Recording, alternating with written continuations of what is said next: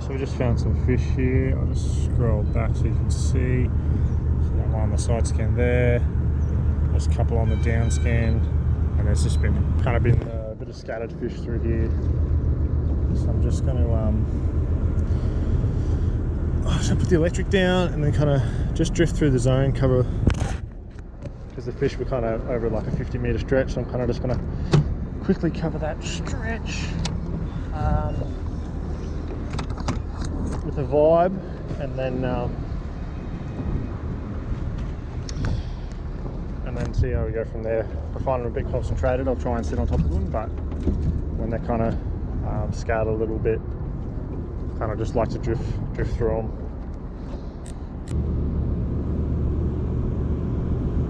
So I'm pretty sure what I've sound the sound of is a few dew, a few threadies, kind of just around this area, hanging around. They're hanging around a fair bit of bait, so hoping that they're more active feeding fish, and be able to get a nibs from them boys.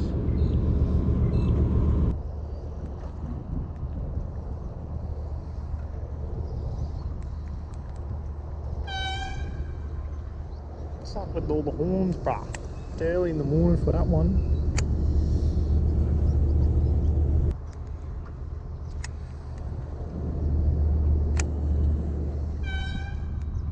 Jesus.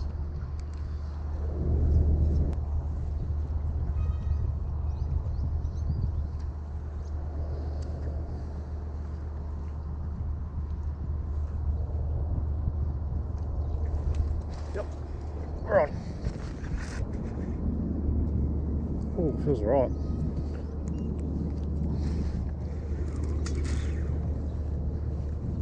Need a motorist. Oh no, he's going under there. That's not good.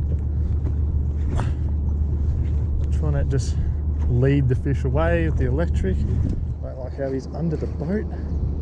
I think this feels like a thready at this stage.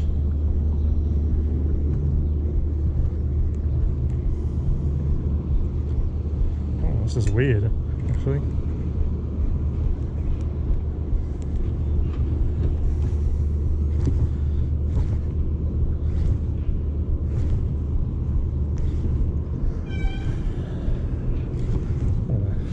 This is a very odd fight.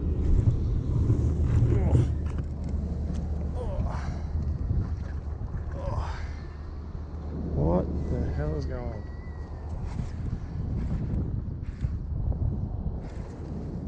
Oh no, he's under the boat.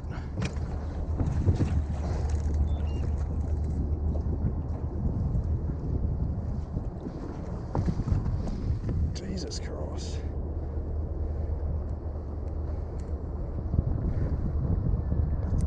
There's a lot of pressure on.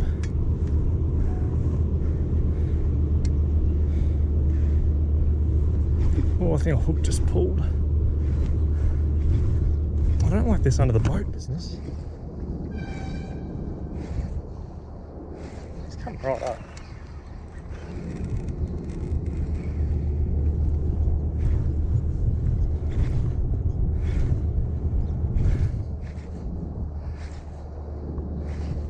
I'd say this is a thready just by the fight. I swear every time I call the fish at the start it's wrong, so we'll see. I think another hook just pulled. Oh no.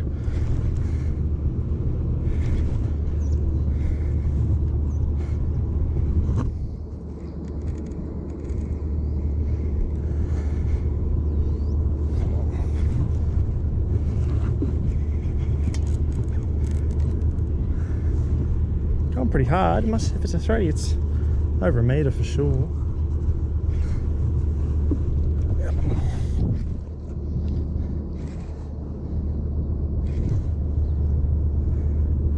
Just ease him up.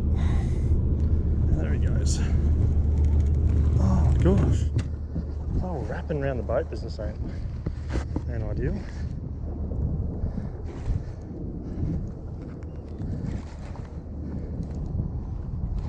Electric to get a better angle on him. Push myself away from the fish.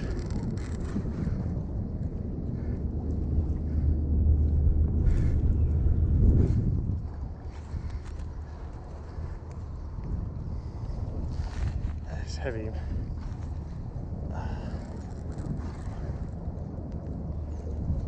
Oh my gosh. For once I've actually got the net ready, so if I can get him to the surface, we might be a goer here. Bloody hell.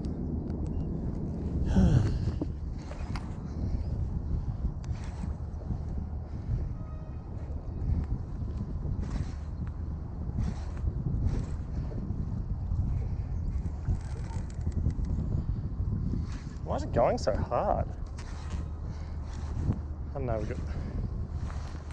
my arms are getting sore. This is not my light outfit, Jesus. Has to be a good one. It is dogging. Leader.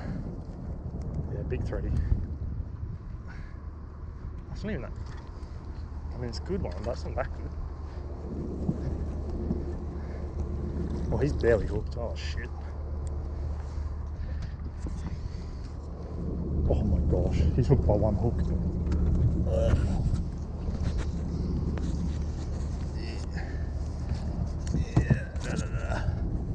No, come here. This is a disaster. Oh no, this is a big disaster.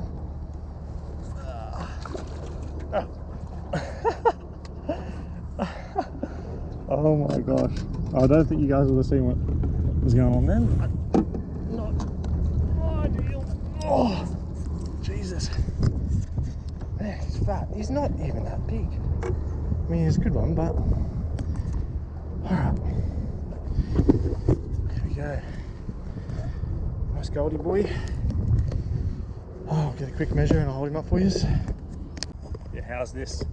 Literally one hook in there.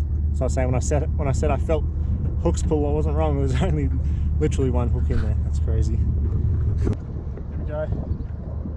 Nice thready there. 107. Went hard. Oh, we're getting back in. Alright, just reviving him a bit here. I vented him before I put him back in the water, so he's got an easier way to swim back. It's easier for him to swim back. If you don't know what venting is, I'll explain it a bit later. Threadies typically they suffer fairly well from barra trauma. So they so what barra trauma is practically is their swim bladder expands and they get the gases build up in it and they can't. It's like trying to dive down with floaties on. It's very hard for them. So you got to release that fair bit of that gas from in their swim bladder, so they can actually get back to the depths that they were in. It's just really important to take your time if you want to release them and try and keep them out of the water for as long as possible. He's biting down, so I think he's feeling pretty good. Now, you don't really need to swim them back and forth. Just hold them in the water. I can see his tail's kicking. Oh, he just kicked out of my hand. There he goes. And he's biting down pretty hard on my thumb, so. Oh. Alright, ladies and gentlemen. Today I'm going to do something a little bit different to my typical videos. Since I uploaded a video fishing the Brisbane River probably 6 months ago now, I'll put the link for that at the end of the video. But yeah, I've been getting a lot of questions about how to target threadies, what line should I use, what lure, all that kind of thing. So I'm just going to go through it all for you. But today, just explain it for you. First of all, first thing you want to do before you even get on the water is make sure you have the right gear to actually fish and be able to land the fish. I'm not going to say I'm an expert or anything like that, but I just wanted to show you guys how I do it, what I do, what I use. So hopefully, some of you guys that have caught a thready or that kind of thing can at least get started and be on the right track. Okay, so first thing, rod and reel. Typically I use a baitcaster outfit. just any kind of, you know, low profile bait caster. And then for the rod, length doesn't really matter. I use 6, 8, 7 foot kind of range. If you use 6 foot, I mean, it doesn't really matter. I just like having the long rods for just casting distance purposes. But you kind of want to have that rod around, you know, 10 to 17, 10 to 20 pound, or, you know, 5 to 8 or 5 to 10 kilos. The line I put on it, I'd have about, you know, anything from 20 to 30 pound braid. And for leader is an important thing. I think a lot of people get a bit funny when it comes to leader. They think they don't want to use too heavy because they think it scares fish, that kind of thing. I'll tell you right now, threadies, Threadfin salmon, they're practically blind. I've caught them on 50, 60 pound, and I've caught them on 12 pound. It doesn't really matter. What I would 100% recommend if you don't want to lose fish is, if you're chasing threadies, go a minimum 30 pound leader, absolute minimum. So in the Brisbane River, I typically run 30 or 40 pound, and I haven't lost one on 30 pound yet. Same thing for spin outfits, you know, something around that, you know, 5 to 8, 5 to 10 kilo, you know, 10 to 20 pound, that kind of range for the rod, and then just like anywhere from, you know, 2,500 to kind of 4,000 size reel, the same kind of thing. 15, 20 pound to 30 pound kind of braid, that should be fine. In terms of lure selection, you can practically almost use anything, but for the most part, I'll tend to stick to vibes and prawn imitations. So yeah, anything like your fish traps, pretty much any kind of love. It doesn't really matter too much. And also, yeah, prawn imitations. I use the Whole Production swim prawn a lot. I've got a heap of threadies on these. The biggest one here from that last video that I'll leave the link for, meter 22, and that was only on a little 3-inch one. So also paddle tails, little paddle tails, you know, 3, 4, 5-inch kind of size. They have their day, and they work sometimes as well. There's a lot of white bait and herring around the port of Brisbane, so if you can get something to kind of match that kind of imitation, I think these are fairly close. This is just the Berkeley hollow belly. Something to kind of match that presentation. You can't go too wrong with that. So how I like to fish, I rely heavily on my sounder. In particular, my Fishing Brisbane River side scan feature. If you don't have side scan on your sounder, it's going to be a lot harder to pinpoint and find those fish, because often you'll get those fish that are actually sitting up in the pylons, whether it be any of the docks or wharves or anything like that. Sometimes they'll sit right up in the pylons, and you can't really drive over the top to see them on your traditional sonar or down scan. So otherwise, if you don't have that, you kind of just do blind casting. I mean, that can work. You can get fish on that, doing that by just, you know, drifting along any bit of structure, using whatever lure you want to use, just, you know, hopping them or lifting them kind of near those docks and wharves and on the drop-offs and that kind of thing. That can work, but to actually pinpoint fish and purposely put a lure on top of the fish's head, it's a lot harder without it. And also, I think the main thing with a lot of people, even people that do have side scan, is not being able to recognise fish and read them properly. If you aren't super comfortable with your sounder and you can't differentiate what's fish and what's not, it's going to be harder for you as well. So I'd recommend either one, going out with someone that's very experienced and using their sounder, and, you know, can either tell you if that's a fish or not a fish. Otherwise, if you don't know and you can't get any help, I'd say just fish it. Just fish it. If you think it looks like a fish, or, you know, you're not sure, just fish it anyway. Just put some casts in, because you never know. And also, there's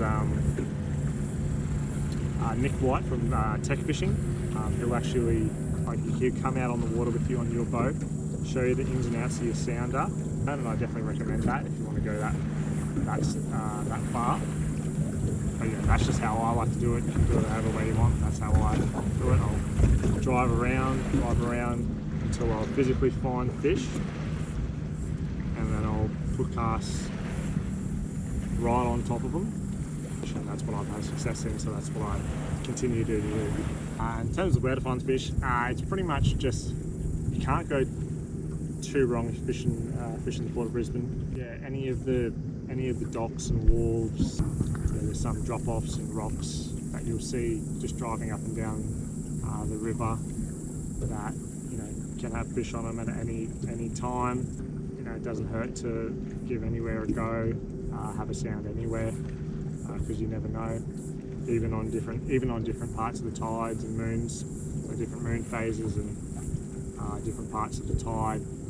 One fish might be at this spot at one part of the tide. A few hours later, it's not there, and vice versa for anywhere practically. So don't be afraid if it takes you a couple of hours driving around to find fish. Yeah, that's just how it goes sometimes. I just want to go through a couple of the retrieves that I use. So first up, with the vibe, there's kind of three main techniques that I typically use. So pretty much always when you're fishing for thready in the daytime, if they're feeding right along the bottom. Like I said, using those whiskers holding up the fish. So you want to be fishing that lure you want to be fishing pretty much the bottom meter of the water column. Yes, typically the first one that I'll use is I'll just do one like a little short hop. So a little hop like that. Let it sink back down. Once it gets to the bottom, hop it again, back down. Little hops. Just working that bottom, half a meter or so of water, pretty much using this technique. Just hop it. Also, another thing you want to do, what I do, is when you hop it up, wind in on that bit of slack, and actually keep tension on your line. Just slowly let your lure pull your rod down, so that way you have tight line all the way down on the sink. Because typically what will happen when you get a bite is you'll hop it up, and on the sink down, the fish will eat it.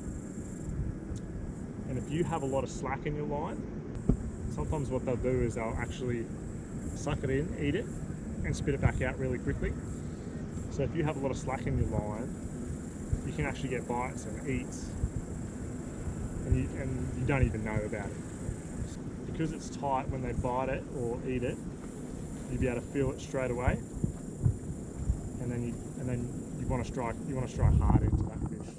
Even if it's like feels like a little peck, a little brim bite or something like that, you just want to lift up, set the hooks, and then go from there. Also, another retrieve with that, with the vibe, it's pretty much doing the same thing, just two little hops. So I'll just do two little hops, same thing, keeping that line tight on the sink, two little hops, just keeping that line tight on the sink. And then also, another one that works good sometimes, just like a slow lift. So you probably lift it up about a metre, just nice slow lift, and you feel that vibration coming through your rod. Slow lift, sink back down, tight line, slow lift. And typically I pretty much just rotate between those three retrieves. Well, that's pretty much the basic ones you want to know. It pays to mix it up sometimes, especially if you're on top of fish and they're being a bit fussy, not eating straight away. Just play around with retrieves and mix up your lures and that kind of thing. For the prawn, it's typically the same thing. You'll be fishing that bottom meter of water, and typically what I'll do is I'll do one or two or three small sharp hops off the bottom. So the hop, same thing, keep that line tight on the sink.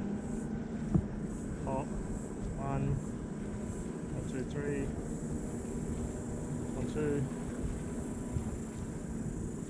Also another good one, when they're really kind of shut down, you can't get a bite on anything else. Just let that lure sink to the bottom, keep your rod tip low, and just slowly wind and kind of drag it on the bottom. sometimes for whatever reason that just seems to work, and they'll just suck it up off the bottom and you're on. Same thing for the paddle tails and any other kind of plastic like that. Yeah, similar sort of retrieves to the prawn. Another thing I want to talk about is actually fighting the fish itself. If you're fishing the pylons and the wharves and that kind of thing, you want to try and keep a little bit of distance from them. You don't want to be fishing right smack bang on top of the pylons, because often what will happen is if you hook a fish, typically with threadies at the start, they'll go one way, and if they happen to go in towards the pylons, you're going to lose it. And there's not much you can do about it if you are on top of the pylons. Typically what I'll do, if I'm close to the pylons and I hook a fish, I won't try to reef on them, I won't try and yank them away from pylons. I'll set hooks, and I'll kind of just, if you watch my last video, you'll see me do it. I'll set hooks, keep the pressure on obviously, but then use my electric motor and slowly kind of tow the fish away, lead the fish away from the pylons. Often with a lot of fish, not just threadies, if you yank on them and pull on them and try and pull them away from somewhere, often they'll just try and go the opposite way that the tension is pulling them. But I found with threadies at least, if you set hooks and they're not taking off going crazy, you can kind of just use your electric and don't yank and wind and pump and try and get them away. Just lead them, keep the tension on, keep the pressure on, and just use your electric and just motor away from the pylon so you're like a safe distance. Then you can just pump and wind and fight the fish out. But yeah, don't go too light on them. You don't want to be fighting them for too long. If you fight them for like half an hour, they're probably going to die. They'll probably be dead by the time they get to the surface, really. They don't release very well, typically. Typically they suffer from barotrauma.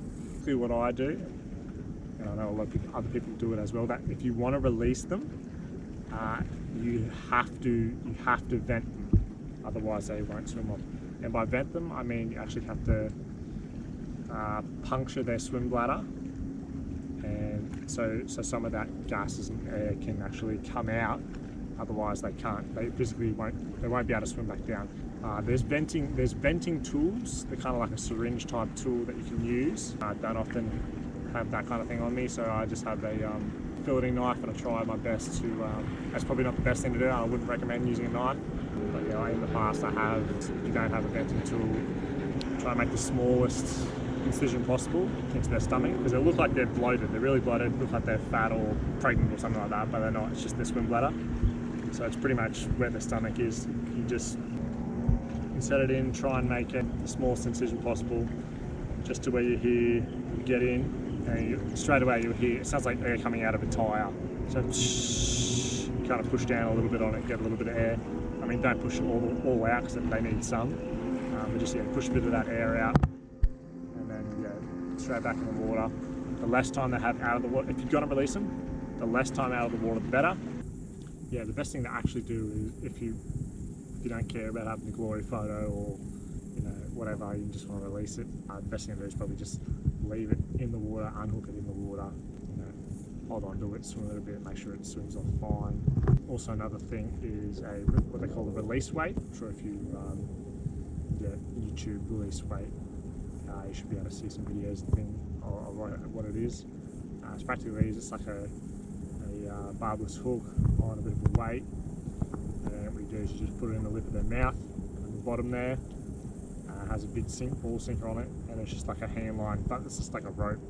So put it in its mouth, put the fish in the water, put the hook in the bottom of its lip there, and then kind of just let it go, and that weight will drag the fish down back to the bottom, back to the depths, but also get some oxygen back through, and just helps the survival rates go up. So that's another good thing to have. But yeah, they're not a super easy fish. They can come easy sometimes, but they can be very temperamental, can be very fussy. So good luck. If you haven't caught one yet, hopefully I can help you. If there's anything I've forgotten or any more questions you might have, just put them in the comments down below. I read all the comments, I'll get back to you. And also that's also to help out anyone else that's coming and watching this video, just look through the comments below. Also, if you watch this video, go out, has some success, definitely let me know in the comments. And also, if you can, send me a photo or even just a message on Instagram. My handle is Boldy's Fishing, same as the channel, just Boldy's_fishing on Instagram. Send me a message there, send me photos, send me stories. I'd love to hear if you guys have actually had some success via something that you heard from this video. But yeah, that's it. Thanks for watching, guys. See you next time. Peace.